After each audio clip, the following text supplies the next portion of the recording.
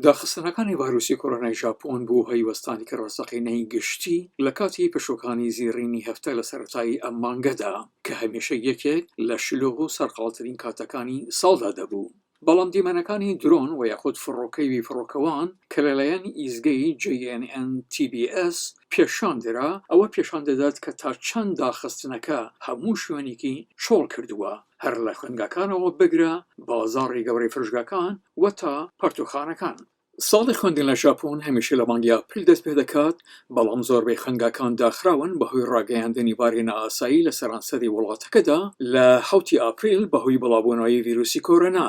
بازاڕی فرژگاکان، سینەماکان و یاری ماشینەکانی پاچینکۆ داوای داخستنیان کراوە بۆ ڕێگەگرتن لە خڕبوونەوەی خەڵک لەو شوێنانەی تەنگ و تەسکن. ئێستاکە زۆری ژاپۆن دەرگەکانیان کردوونەتەوە پاشەوەی سەرۆکوەزیر شینزۆ ئابێ سنووردارکردنەکانی لەسەر 39 لە 47 ئوستانەکانی وڵاتەکەدا لادا.